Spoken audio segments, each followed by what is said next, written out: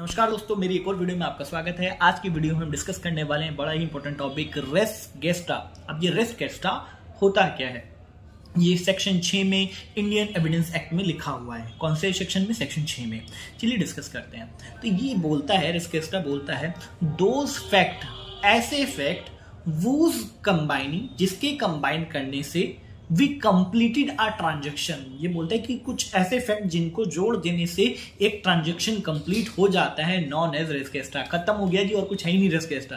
फिर से सुन लीजिए कि क्या दोस फैक्ट वूज कॉम्बिनेशन और after combination of those we complete one transaction, जिसके कंबाइन करने से एक ट्रांजेक्शन कंप्लीट हो जाती है, उसे रेस गेस्टा कहते हैं।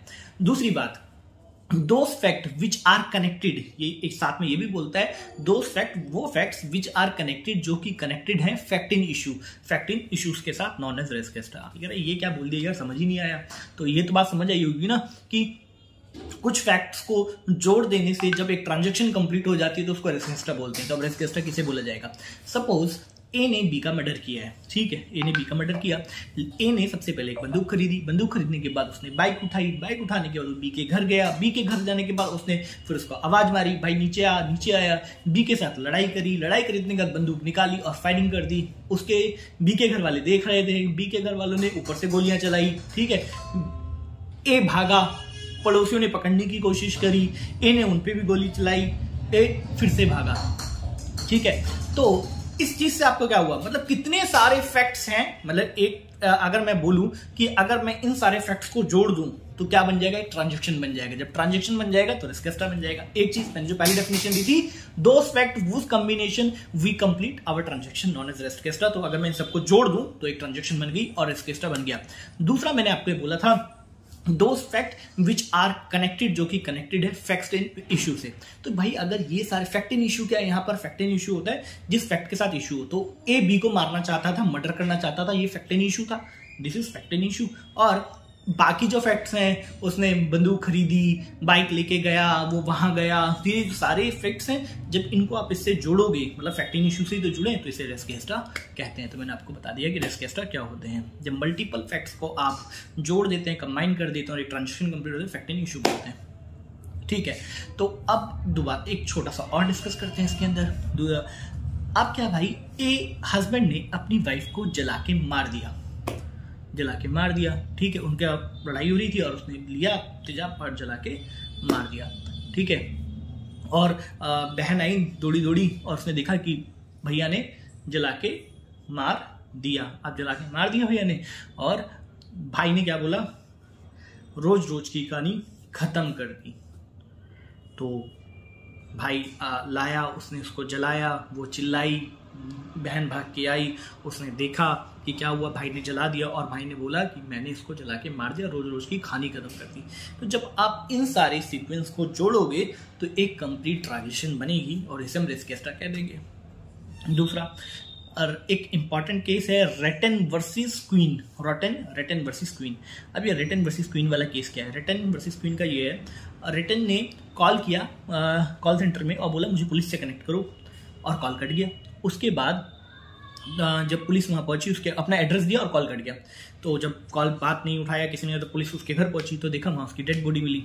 तो उसके हस्बैंड ने क्या बोला कि भाई ये तो गलती से हो गया मुझसे, लेकिन ये तो गलती थी नहीं, क्योंकि वो तो पहले पुलिस को कॉल कर चुकी थी ना, मतलब कि मुझे पुलिस से बात करा दो कि मुझे बात करनी है। और उससे फिर जब पुलिस अब तक पहुंची, मर गई। तो इससे क्या पता चलता है कि भैया अगर मैं इन सारी सीरीज को जोड़ दूं तो पता चला एक इंसिडेंट हुआ और उसको रेस गेस्टा बोल देंगे। चलिए ये भी हो गया। अब रेस गेस्टा के अंदर जो फैक्ट्स हैं सेक्शन 6 में एडमिटेबल कब होते हैं, ये तो आपको समझ आ गया। टू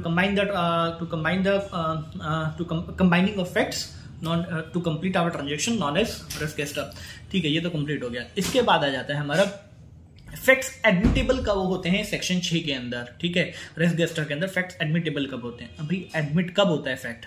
एडमिट तब होता है, वैसे अगर हम बोलें कि कोई भी फैक्ट कब एडमिट होता है, वो तब फैक्ट एडमिट होता है जब उसके रिलेटेड हमारे पास कोई एविडेंस होता है, ठीक है, तो वो एडमिट हो जाता है, ठीक है। इस तरह से हमने पढ़ा था। तो आगे चलते हैं, बिना देरी करे, कंफ्यूजन बिना फैलाए आगे चलते हैं। तो इसके अंदर बोला वो फैक्ट एडमिटेबल होते हैं रेस गेस्टा सेक्शन 6 में जिसमें वैल्यू ऑफ टाइम होती है। अब ये वैल्यू ऑफ टाइम वर्ड क्या आ गया? वैल्यू ऑफ टाइम का मतलब है जो उसी टाइम फ्रेम के अंदर हुए हो, उसी वक्त हुए हो और एक साथ हुए हो। फिर से वैल्यू ऑफ टाइम का मतलब होता है ऐसे इंस्टेंसेस, ऐसे इफेक्ट्स जो उसी समय हुए हो, उसी के साथ हुए हो। कब? जब हमारा क्राइम हो रहा है। जब हमारा क्राइम हो रहा है उस वक्त कुछ ऐसे फैक्ट्स जो होते हैं, ठीक है, जब जो फैक्ट्स वहां पे हो रहे हैं। वैल्यू ऑफ टाइम का मतलब यहाँ पे ये है कि जब क्राइम हो रहा था तो उस वक्त जो फैक्ट्स हुए, ठीक है, जो फैक्ट्स उस समय फैक्ट्स हुए वही सेक्शन 6 के में एडमिटेबल होते हैं। जैसे कि बंदे ने, हस्बैंड ने अपनी वाइफ को जला के मार दिया और उसकी बहन दौड़ी दौड़ी आई और उसने बोला मैंने रोज रोज की कहानी खत्म कर दी।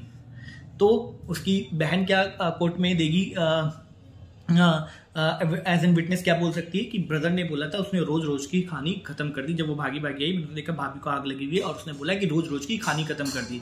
तो मतलब वो एक फैक्ट, एक एविडेंस देगी कि भैया इसने ऐसा बोला था। तो मतलब जलाते वक्त उसको जब वो मार रहा था तभी उसने ये जो चीज उत्पन्न हुई, इंस्टेंटेनियसली रेज हुई, इसी को बोला जाएगा वैल्यू ऑफ टाइम। उस समय का फैक्ट बोला जाएगा। इसको पढ़ के देखते हैं। Those fact which are raise instantaneously and simultaneously while that crime happen. जब क्राइम हो रहा होता है उसी समय जब जो फैक्ट्स रेज होते हैं उनको वैल्यू ऑफ टाइम कहा जाता है। And these are admittable in court. ये एडमिटेबल होते हैं कोर्ट में। अगर कोई बोले कि मैंने उसको देखा था कि ये पेट्रोल खरीद के ला रहा था, मैंने माचिस खरीदते हुए इसको देखा, तो भाई ये रिलीवेंट फैक्ट तो है, लेकिन ये एडमिट नहीं होंगे सेक्शन 6 के अंदर, क्योंकि हमने बोला है कि जो उसी समय हो, जब क्राइम हो रहा था तो उस समय जो हुआ तभी। अब बोलते हैं भाई रेप केस के दौरान, ये एग्जांपल सही नहीं, इसको हटा दो। दूसरा करते हैं, एक बच्चा गिर रहा था, ठीक है, उसने, एक बंदा जा रहा था, उसने देखा रोड से गिर रहा है, ठीक है, तो उसने हाय राम ये बच्चा गिर रहा है। तो मतलब जो उसने क्या बोला है, उसने उस चीज को देखा और वो गिर रहा है, उसने बोला हाय राम ये क्या हो रहा है, उसने एक रिएक्शन दिया। तो मतलब एक फैक्ट उसके मुंह से निकला कि हाँ हाय राम ये क्या हो रहा है, ठीक है, मतलब अपने आप वहां पे रेज हुआ। जैसे उसने बोलता मैंने रोज रोज किसने खत्म किया, मतलब हाय राम ये क्या हो रहा है, ठीक है, तो ये एक फैक्ट इकट्ठा हो गया उसी समय जो इंस्टेंटली रेज हुआ, ठीक है। अगर हम बोले कि रिटर्न वर्सेस क्वीन वाला हमने अभी डिस्कशन किया था। रिटर्न वर्सेस क्वीन का एक एग्जांपल है ट्रांजैक्शन में, सॉरी रेस केस्टा में। सिर्फ रेस केस्टा की बात कर रहा हूं, अभी मैं एडमिटेबल की बात नहीं कर रहा। रेस केस्टा में रिटर्न रूम से निकलती है और बोलती है aunt please see would someone do this with me. किसी ने मेरे साथ क्या कर दिया, और उसका गला कटा हुआ होता है, ठीक है, और वो मर जाती है, ठीक। तो ये ट्रांजैक्शन हुई, वो रूम से निकली, उसका गला कटा हुआ था, उसने आंटी को बोला, तो रेस गेस्टा तो हो गया, ठीक है जी, रेस गेस्टा है। लेकिन क्या ये एविडेंस कोर्ट में एडमिटेबल होगा? अब एडमिटेबल की बात करते हैं। जब वो रूम से निकली, जब उसका गला कटा, जब उसके ऊपर क्राइम हो रहा था, ठीक है, और वो रूम से बाहर, रूम खोला, गेट खोला, बाहर आई, आंटी को बोला, फिर आंटी ने देखा। आंटी थी जब उसका गला काटा? नहीं भाई, तब आंटी नहीं थी, कोई देखने वाला नहीं था किसने गला काटा और उसके मुंह से क्या वर्ड्स निकले, ठीक है। तो ये कोर्ट में एडमिटेबल नहीं होगा, ये कोर्ट में एडमिटेबल नहीं होगा सेक्शन सी रेस केस्टा के अंदर, क्योंकि उस समय किसी पर्टिकुलर पर्सन ने उस चीज को नहीं देखा था। ये साइमल्टेनियसली रेज नहीं हुआ, ये इंसिडेंट गला कटने के बाद रेज हुआ है, ठीक है। इसके बाद आ जाते हैं हम कि res gestae is an exception for hearing. अब हियरिंग फैक्ट्स होते हैं उसमें रेस गेस्टा को एक एक्सेप्शन माना गया है, मतलब एक एक्सेप्शन का दिया गया है। मतलब वैसे तो हम कहते हैं कि हमारे सामने होगा तभी हम मानेंगे ये रेस गेस्टा है, अगर सामने नहीं हुआ, चाहे किसी का गला कट के भी बाहर बंदा आ जाए तो भी हम कहते हैं नहीं भाई ये एडमिट नहीं हो सकता सेक्शन 6 में। लेकिन अगर हियरिंग वाला कोई केस है तो उसमें इसको एक्सेप्शन दी गई है, रेस गेस्टा को एक्सेप्शन दी गई है कि वहां पे हम इसको एडमिट कर लेंगे। एग्जांपल देते हैं, आर वर्सेस फास्टन 1834, ठीक है भाई, मेरे को याद नहीं रहते, मैं तो जो भी नाम आता है वही लिख देता हूँ एग्जाम में, ठीक है। R versus fasten 1834। अब क्या होता है, एक बी को बताता है, ए रोड पे जा रहा है, बी भी रोड पे जा रहा है। बी ने देखा एक बहुत तेज कार जा रही है, ठीक है, बहुत तेज कार जा रही है, ठीक है, और थोड़ी देर बाद एक ही आवाज आती है, वो करारा होता है, और वो देखता है, वो तुरंत दौड़ के आगे जाता है, लेकिन उसने कार को टक्कर मारते हुए ए को नहीं देखा होता है, लेकिन वो आगे जाता है और देखता है। तो ए से पूछते क्या हुआ, वो कह रहे कि मुझे कार वाला मार के चला गया, जो ब्लैक कार थी। तो बी ने उस कार को जाते हुए देखा था, नंबर 1 एविडेंस 1 कि उसने उसे जाते हुए देखा और ए को टक्कर मारी, और ए ने बी ने उसको हियर किया था कि टक्कर लगी, आवाज आई थी उसको, वो गया और ए ने उसको बताया कि हाँ मुझे ब्लैक कार ही मार के गई है। तो मैंने क्या बोलता है, हियरिंग, ये सिर्फ हियरिंग वाला जो कॉन्सेप्ट है वो यहाँ पे एक्सेप्शन है, यहाँ पे एक्सेप्शन है, और इसको रेस गेस्टा में ही काउंट किया जाएगा। ठीक है, तो when someone get accident and someone sees them and he confirm to that particular person that is hidden by car which he saw earlier, known as res gesta, and it's the exception in hearing say fact। ठीक है, तो भैया मैंने आपको बहुत अच्छे से detail में समझा दिया है कि रेस गेस्टा क्या होता है, ट्रांजेक्शन को कंप्लीट करना, रेस गेस्टा इश्यू इन फैक्ट के साथ जो कनेक्ट होता है, रेस गेस्टा यही रेस गेस्टा होता है। एग्जांपल्स दे दिए मल्टीपल, आप उसी के वर्सेस पे इसको लिख सकते हैं। Thank you so much, have a nice day. Video अच्छा लगा तो प्लीज लाइक कीजिएगा।